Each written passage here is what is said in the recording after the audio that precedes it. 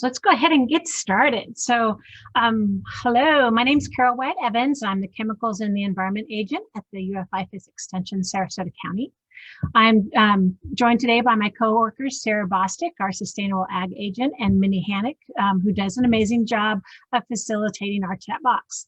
Our communications person is Kevin O'Haran, who supports the series by getting all these videos loaded to our website, as well as the other technical aspects of this series. We also have that weekly blog associated with this, so please check that out as well. Thank you for joining the Edible Gardening Series today. We're offered every Monday from noon to about 12:30-ish, and this week's topic is on caterpillars. I'll spend a little over 15 minutes discussing that topic, and then we'll open it up for questions. We are, like always, monitoring the chat box throughout the presentation, so you can go ahead and type your question into the chat box as needed. And then, obviously it does not have to be specific to this presentation. You can ask any question about gardening. And again, anything that we don't get to today, we'll follow it up in our resource email. So this webinar series came out from hearing over and over from our county residents that they're frustrated with trying to garden here in Florida. These are customers that are either new to gardening, have been trying to garden, or moved from another state. Gardening in Florida, as well as other locations, can be very difficult, but we know their awards are amazing. So this series came out of that need for more information around gardening, and being Extension, we're excited to be able to offer that support to our community. We also want to recognize our gardeners outside of Florida. We're so happy to see people from all over the country, and some even international gardeners join us weekly for this webinar. It's truly an honor to have you with us. So with that, the two insects that we've highlighted up to this point were whiteflies and aphids, and those were piercing sucking pests, which can negatively impact our garden by causing injury to the plant, reducing the plant's ability to produce fruit, as well as they vector diseases to our plants and also between plants. Caterpillars, on the other hand, damage our garden plants by feeding on the roots. They feed on the stems, the leaf tissue, and the flowers using chewing mouth parts. Caterpillars are ravenous little creatures, and they can severely impact our plants through these feeding behaviors. Now, there are many insects whose immature stages feed on vegetable plant tissue and the fruit. Caterpillars are the immature stages of moths and butterflies. Moths and butterflies make up the insect order Lepidoptera, and you often hear them referred to as leps. So specifically, the larval stage of a butterfly is called a caterpillar, but moth larvae, on the other hand, have multiple names, and at times are referred to as worms. When we're talking about vegetable pests, it can become really confusing as they are not a true worm. But this is just one of those times that you're just going to have to memorize common names when we're talking about these particular pests. And although we may consider them pests of the garden since they do feed on our vegetable plants, remember, once that caterpillar reaches its adult stage, it's a nectar feeder and is considered a beneficial insect and is a pollinator. The butterfly caterpillars that can be found in the garden are things like the black swallowtail, the great southern white, and the cabbage white.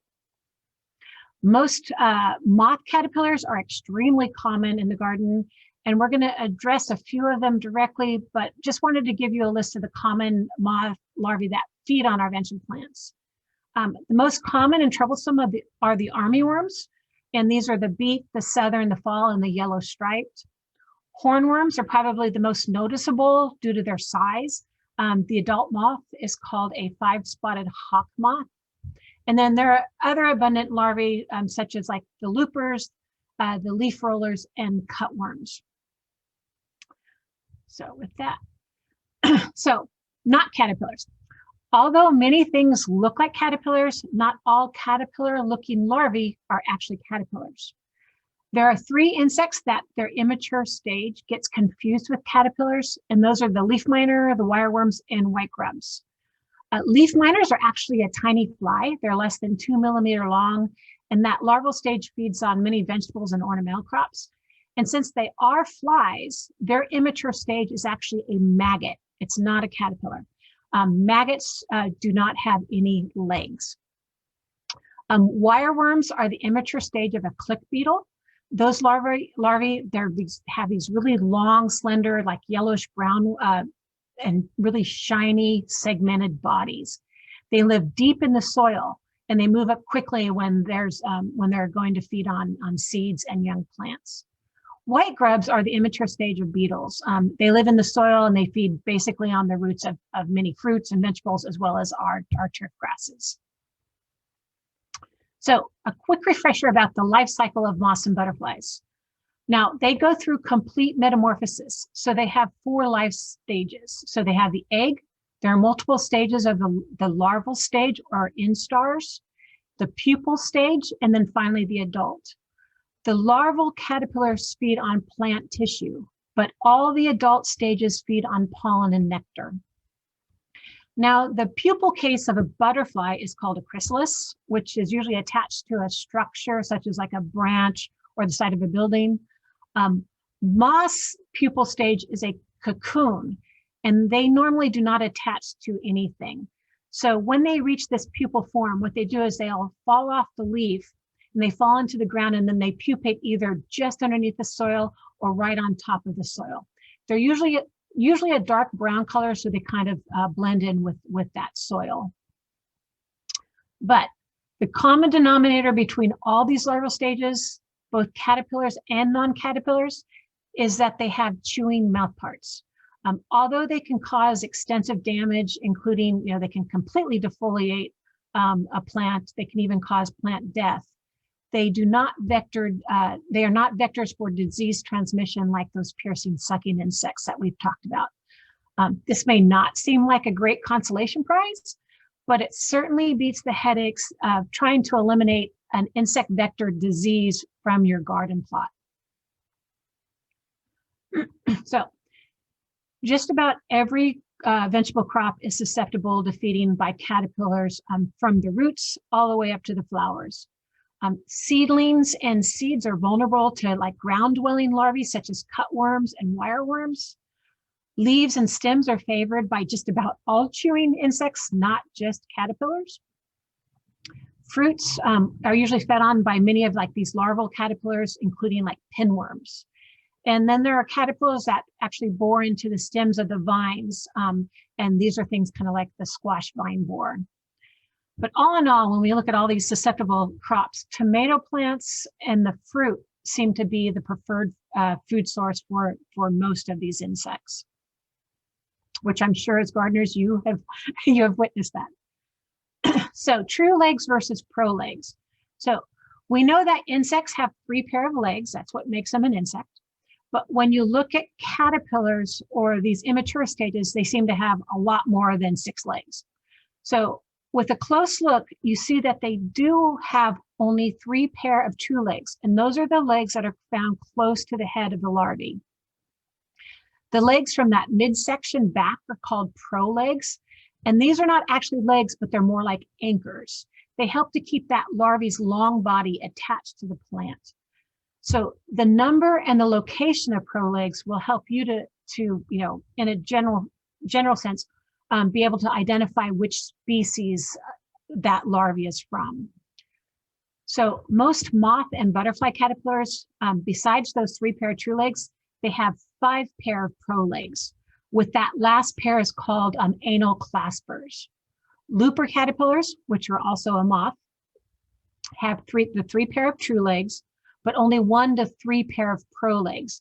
And this causes them to inch along, making that a loop in their bodies as they move. And this is why they're known as loopers, or they're also called inchworms. However, insects such as like beetle larvae or grubs have 3 pair of true legs, but no prolegs. Sawflies, which are neither a fly or a lep, they're actually a wasp, they have 3 pair of true legs and 6 or more pair of these prolegs. So once a caterpillar reaches its adult stage of a moth or butterfly, they will continue to have those 6 true legs, but they will no longer have any prolegs. So signs of caterpillars. Caterpillars are really good at hiding, especially when they're like fresh out of that egg. But caterpillar feeding is usually easy to detect because most of it takes place on the leaves. Holes that are made by recent feeding have these real fresh cut edges, and they're not healed over or scabbed or have any browning around those edges.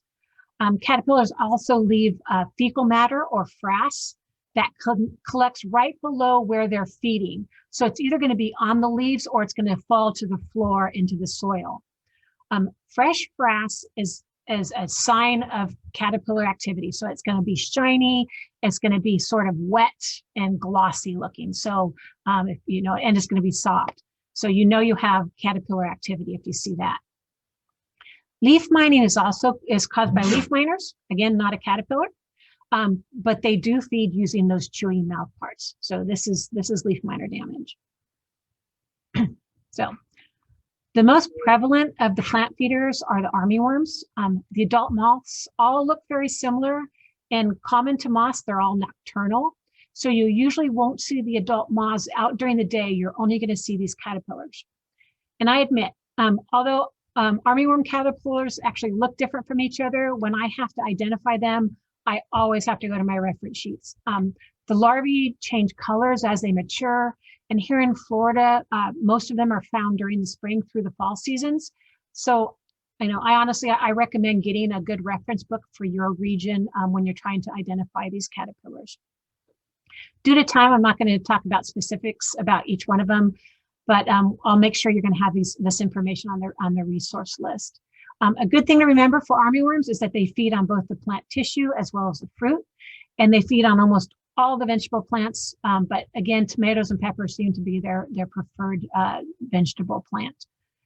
The good news is that there are many predators of armyworms, including both invertebrates and vertebrates. Those include things like birds, rodents, beetles, earwigs, and a lot of insects. There's also many amazing parasitic wasps and flies that help control the armyworms, armyworm caterpillars. And these caterpillars actually don't have any source of defense, like some of our butterfly caterpillars have, except for they have safety in numbers. And we'll talk about that next. So when I say safety in numbers, it's because of their life cycle and the number of eggs in each cluster. Generally, you can tell armyworm, cutworm, and earworm eggs apart from other moth and butterfly eggs by the way they're laid. These eggs are in masses, and they're either laid as a large cluster or they're laid in many rows with single layers of eggs. They'll hatch out at the same time, and then they begin this feeding frenzy. These newly hatched larvae are also called neonates. You might hear that once in a while. And then some species actually will eat their eggshell before they venture out and start feeding or find shelter. Cutworms are one of the moth species that actually eat their eggshells. So armyworms are also named because of their habit of gregarious feeding. This is feeding in large groups, as well as they crawl in large numbers from field to field when they've completely exhausted their food supply. Several species of armyworms not only attack our garden plants, but they attack our turf grasses as well. When the larvae are just out of their eggs, this feeding frenzy will cause what's called window painting or a silhouetting. Since their mouths are too small to eat the entire leaf, but they grow really quickly and they'll soon be able to eat all of the available tissue, and they basically will defoliate that plant. So as you can see, these guys are, when they're first out, they're really, really, really tiny and hard to see, but you'll start seeing this window painting and you'll know you'll have an outbreak. The fall armyworm is cannibalistic. This means that the older instars will eat the younger instars, the younger, smaller instars, especially if those instars are diseased or as their food sources become scarce. This is not unique. There's quite a few other caterpillars that exhibit cannibalism, but it's usually when food is becoming scarce. Now, butterfly and most moth eggs are laid completely opposite that of the armyworm egg masses. Butterflies and other moths lay eggs in singles or in small groups. Butterfly eggs tend to be round or semi-elliptical, and moth eggs are usually oblong and have a sort of ridge to them. Again, these are broad generalizations, but it gives you an idea of what you might be looking at when you come across either a single egg or an egg mass. Now, hornworms. Hornworms are one of the most easily recognized of all the caterpillars. there are these really large caterpillars where the adult stage is a really large moth. The moths are the 5-spotted hawk moth. The immature caterpillar can reach up to about 4 inches. They have 5 instars, and that's by that 5th instar, and that's right before it pupates. So it can be really big. They can be identified by their size, but also by that signature horn that's on their posterior end. Tomato hornworms have 7 V-shaped white marks pointing towards their head, and their horn is usually a really dark red or black. So here's the horn, and you see these V-shaped here. Tobacco hornworms have 7 white lines pointing diagonally across their side, and their horn is usually a bright red color. It's a lot more common in Florida to find tobacco worms than it is to see tomato hornworms. So in a few more slides, we'll see the natural control of the hornworm caterpillar. But other things that you can do to control the caterpillars are, like, if you spray the plant with water, it's going to agitate that caterpillar, and it's going to make it easier to find. You can also then drop them in a bucket of soapy water to kill them. But what I like to do is I like to feed them to the birds, or I throw them into our stormwater pond to feed the fish. With that said, remember that adults are nectar feeders and pollinators, and also there are many natural enemies of the hornworms. So you'll be supporting natural enemies if you're able to leave that hornworm alone in the garden. So now I know this might seem common knowledge to us, but we must realize that not everyone has that full understanding of a butterfly's life cycle and what's required for them to complete their life cycle to end up as a butterfly. So there are a few butterfly caterpillars that have edible gardening crops as either their primary host, or at least they feed on them.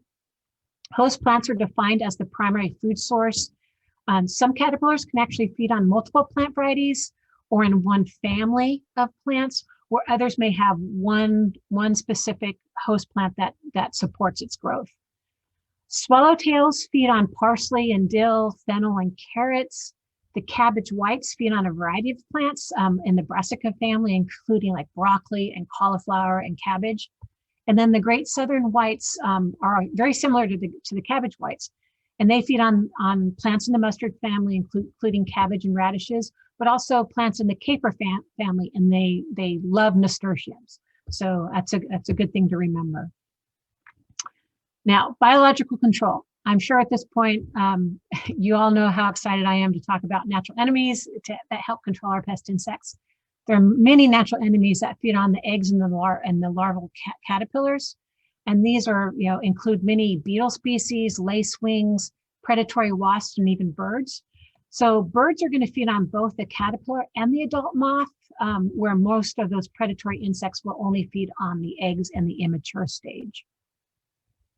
Now, parasitoids. I wanted to dedicate one slide just to parasitic wasps. These natural enemies, take the top prize in controlling caterpillars. When you see a caterpillar that looks like this, you're going to want to leave it alone. These are the cocoons of the braconid wasp. It's a small parasitic wasp that attacks hornworms. As we referenced earlier, gregarious means something to do in large numbers. Well, this type of parasitism is called gregarious parasitoidism. Normally, a wasp will only lay one egg in a pest insect, but this particular wasp lays a ton of eggs inside a caterpillar. These white things are actually the pupal case of that wasp, and so they're getting ready to hatch out. So this caterpillar is slowly dying, but it actually stopped feeding a long time ago, so your plant wasn't affected by this caterpillar. But if you disposed of this caterpillar at this point, you'd be killing all of those parasitic wasps that are helping you to control those caterpillars. So again, I just take a picture of it and try to leave it in place. Here's just a picture of those parasitic wasps that have hatched out of those pupal cases. Now, for prevention and control, one of the most important things is to make sure that your transplants are free of insects, insect eggs, and disease. Starting clean is really important. Make sure to monitor and scout at least twice a week, looking for eggs and any sign of insect damage. Early detection again. Make your garden and surrounding areas attractive to beneficial insects. conserving beneficial insects and having a large diversity of inverts in the area will help contribute to that healthy ecosystem, and that's going to help control your pest insects. Then those yellow sticky cards, great for everything.